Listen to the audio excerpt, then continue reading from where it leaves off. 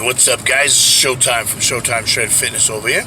Size, growth, get big. All right. So, basically, guys, that post that a lot of you guys read and responded to and everything. First of all, thanks for your responses. Appreciate it. About the depression thing, that was more of a result of, like, you can tell my voice is still raspy, right? It's because I've been out for a long time, been going back and forth. Normally it takes me like a day or two and I'm back to 100%. So that's what it was, is not being able to shake it, because what happened was I've had a week, man, where I just was fighting through it for, several days as it was, right? Still training clients and still working this, that, and the other thing. So I just decided between my work shifts, not training clients, just take 2, 3, 4 days, right? And just do nothing but rest and sleep. But that was what was causing all that depression. I went 2 weeks almost with no training. It's practically unheard of. I've been training since I was 5 years old, weight training since age 19. I've never taken a full 2 weeks off of not exercising. And once I started hitting the gym really hard at age 19, never took more than a week or 10 days off, right? And I did that planned for like Power Meet or something, right? So it was causing depression because I didn't feel like I was doing my job as a trainer. Does that make sense? So not only was I not getting the natural high of my routine and getting the gym high every day, right? But I was also not being able to train you guys, right? And that makes me pissed off and severely depressed, because it feels like I'm not able to, and I'm not looking at the camera right now, forgive me for that, it's because I'm focusing on the road over here, right? And so obviously driving safety security comes first. I'll throw the thing across the car if I have to, right? If I need to slow down, slam on the brakes, right? I can see everything up here. I can react.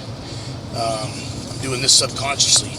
But that was the problem. That was why I was all pissed off, okay? And I've got another segment to go, and I don't want to make this video too long. Too many 10 and 20 and 30 and 40 minute videos, right?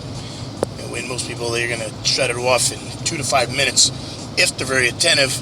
If not, they might short it off after 10 to 30 seconds, which most of my videos last longer than that anyways.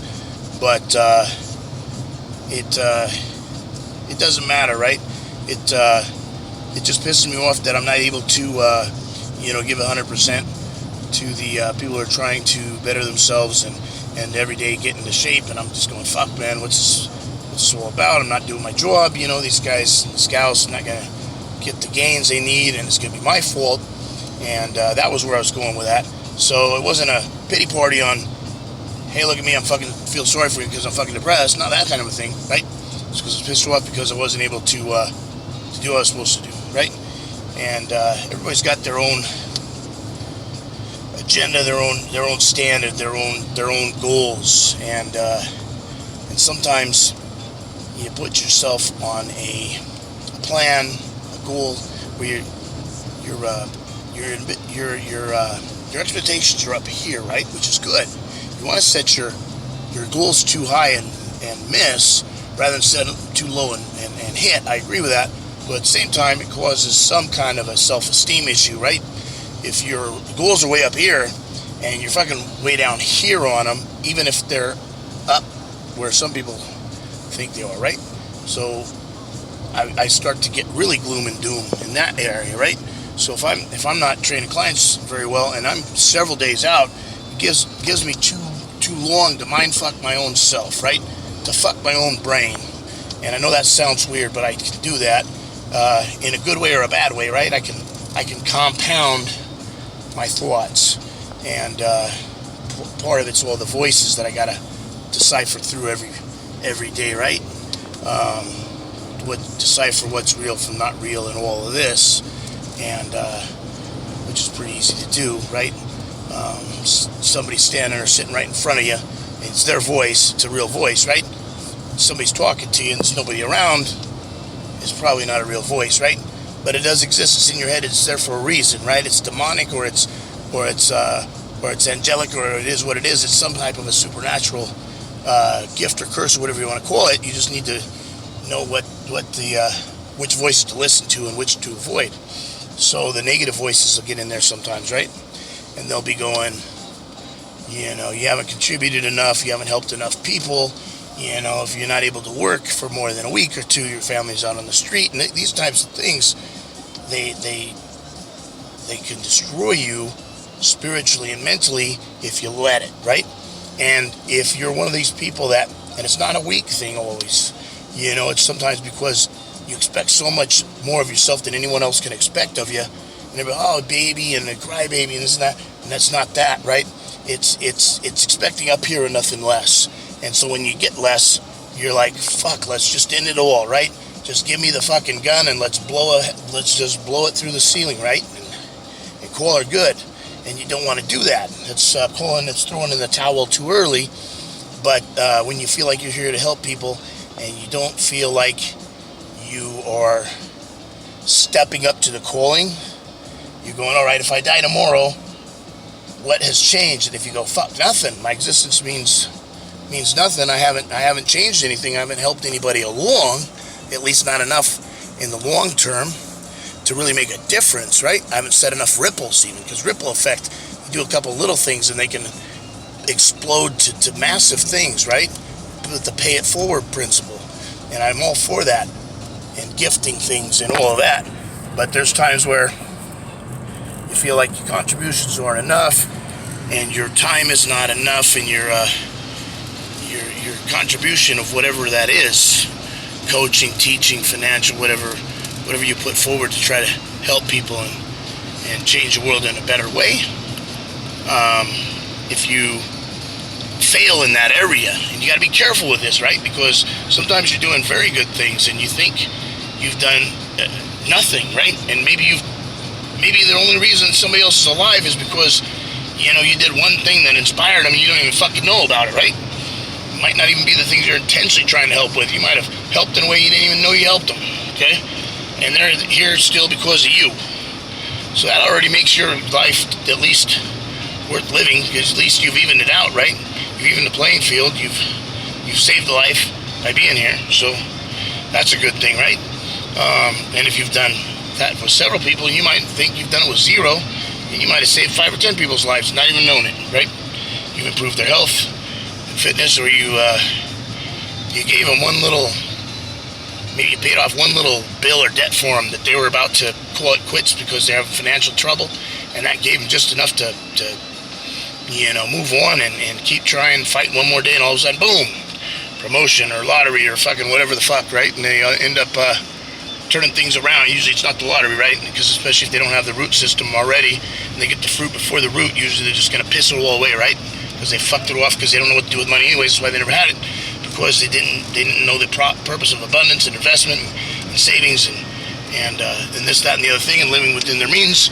And so just because you give somebody $1 million or several $1 million even doesn't mean that they're going to freaking be financially free for the rest of their lives with their ding-dongs, and they're going to fuck it off, right?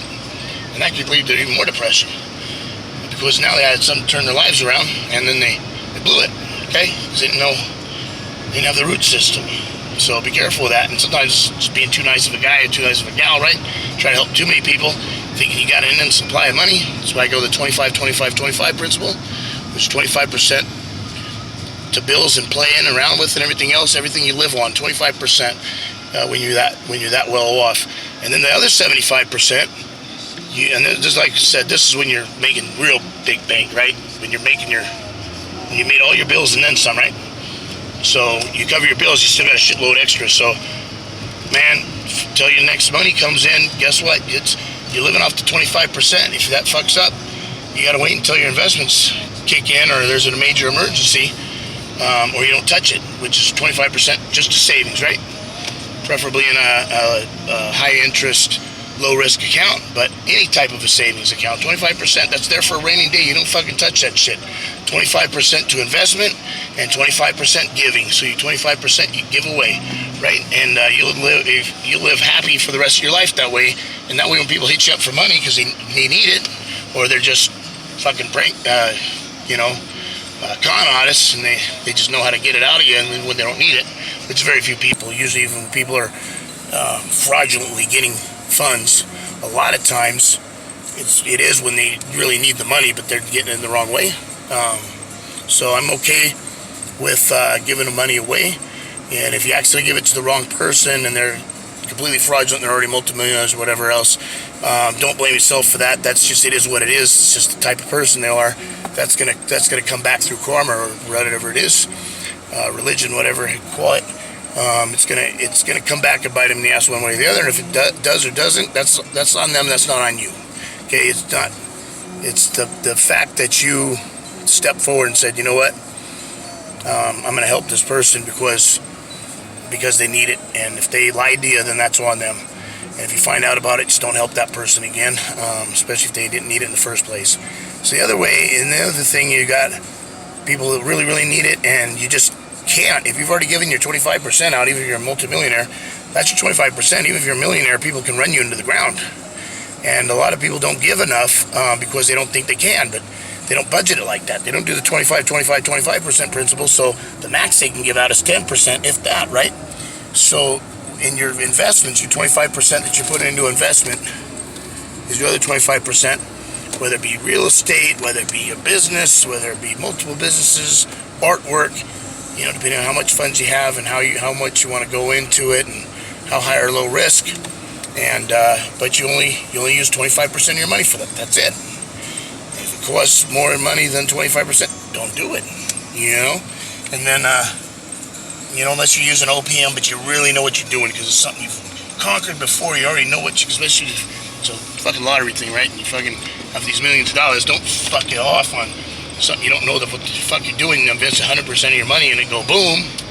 You know, and when you do a business you don't know much about. Try to invest in something you can pay off, like a building or something you run the business out of. That way, maybe you don't know how to run the business, somebody else does, and maybe you can break even. And then on top of that, you can fucking sell that building too, right? Rent out that building or sell that building. Now you're in a fucking green. Now you're in a profit, right? So, there's all kinds of little tricks and stuff if you've got the funds. A lot of people just don't have it to begin with, and then it's really hard. You know, if they've got no money even for their bills come to, I don't care if it's $1,000 or $5,000 a month, but you're only making $500. Fucking good luck, and you'll get to the Republicans. Oh, even with $500 a month, when your bills are $5,000, you can do it. I mean, you can, but you gotta have a special skill set, and people are gonna loan you the money with zero credit and $0. I mean, good luck. I mean, you can do it. Paul Mitchell did it off the street, right, with a black and white label. But he had a gift, right?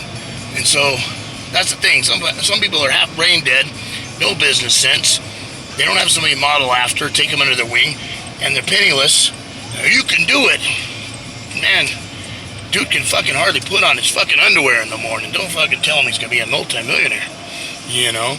So you gotta be realistic with people too. You know, I like the way Lee Priest breaks it down. He just says, yeah, if you've been going to the gym for 10 fucking years and you're taking everything under the sun as far as gear is concerned, and you're fucking geared to the gills 10 years and you can't get your pro card yet, and you can't even win a local show, you can't be a state champion or nothing. I mean, fuck, you know, keep doing it if that's what your passion is, but, you know, I don't know about putting your life on hold, you know, and thinking you're still going to go pro, you know, if you're not even breaking top 5 in a state championship. I mean, you gotta be realistic. He's taking all kinds of gear and you still got 14-inch arms. There's something wrong there. You're taking the wrong stuff, or you're doing the wrong training program. You just got the wrong genetics. There's something wrong there, right? Yeah. So that's where it's at with all that stuff. So, but that's the thing. Depressed, but not depressed because of bullshit. I don't like being. I'm still injured. My knee's still kind of fucked up, right? So that hurts like a motherfucker on some days. And then, of course, you know, fighting the whole thing. I've got the breathing thing. It's hard to breathe at night, right? So it's hard to even sleep. And when I do sleep, it's broken up because I got sleep apnea. Have a hard time breathing at night.